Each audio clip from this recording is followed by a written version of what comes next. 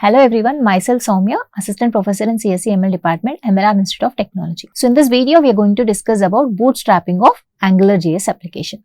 So how to start your AngularJS application, from where it will start, like how the execution will go on.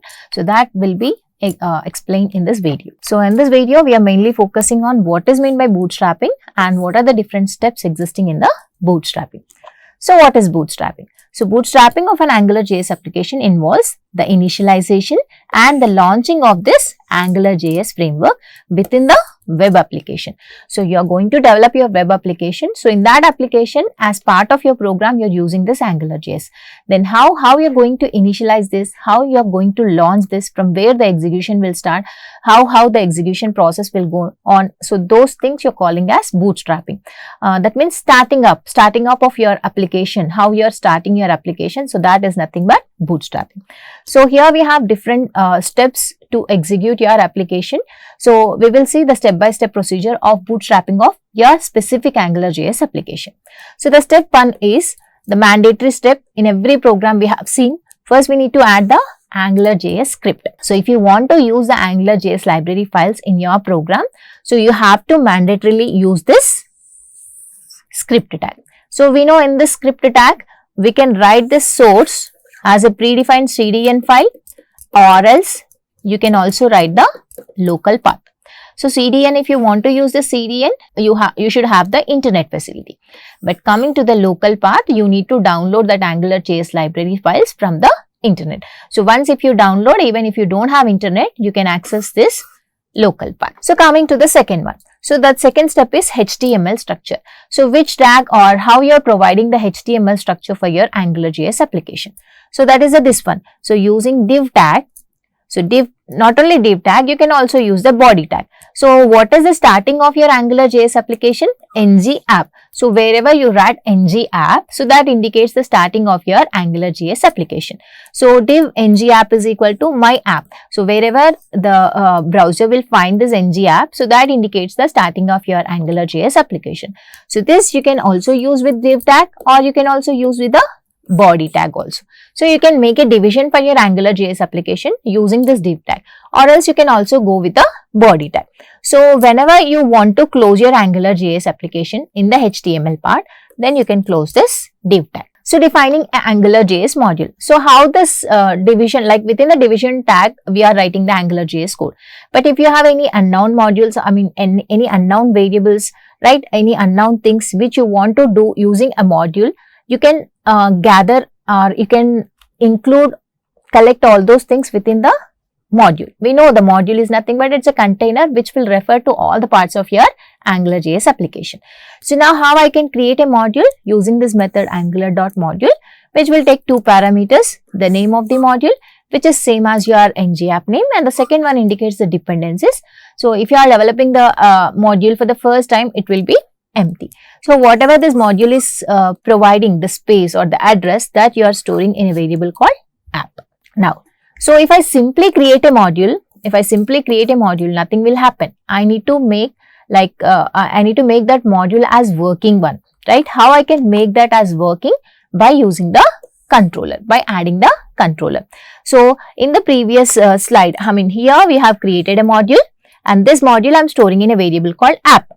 So for this app, I am adding the controller. So what is the function you are using? Controller is a function which will take two parameters here, right? The first parameter is a controller name, and which is same as your ng controller.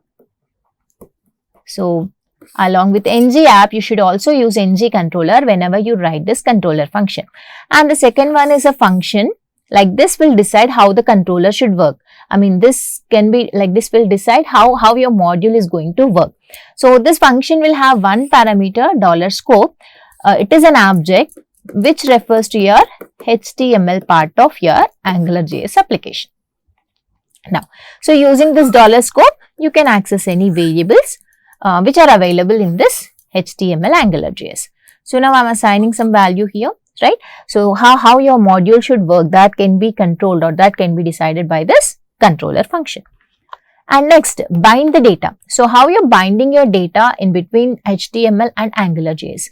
So in AngularJS, if I want to print anything, you need to use this symbols. So this is indication of binding data. If you want to display something in the AngularJS application, then you can use this.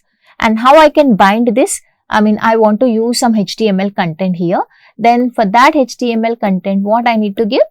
I need to give the ng model. For example, I have a variable. I have a text field, input type is equal to text. And I'm giving ng model for this as t1. Now, I want to print this t1 value, the text field value as output. Then what I need to write here? The t1 I should place here. So, within this curl braces, if I place t1, the t1 value will be printed on the web page. So, this is the syntax to bind the data. And next, manual bootstrapping. So, all these steps are mandatory for every program if you want to make any AngularJS application. Then manual bootstrapping. Like you can start your application manually using this function angular.element of document, the whole document, dot ready. Whenever your document is ready, then you can call this bootstrap function. So, whenever your web page is loaded, whenever your web page is ready for the execution, you can call this bootstrap function manually. But in every application of AngularJS, you are specifying the ng app attribute.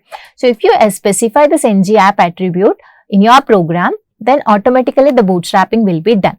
But if you don't specify this ng app, then you need to go with these things. So, this is the manual bootstrapping. But if you write ng app, then automatic bootstrapping will be done.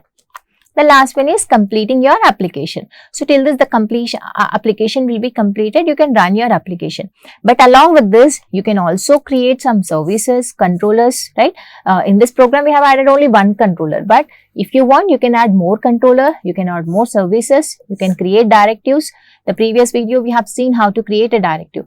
So, like that, you can add services, controllers, directives for your AngularJS application to enhance the functionality of your application. So, that is about bootstrapping of your application. Bootstrapping in the sense, starting up of your application. So, how to start your application, from where the execution will start and how the execution will start, right? What are the important steps you need to follow in your AngularJS application. So, that's about bootstrapping.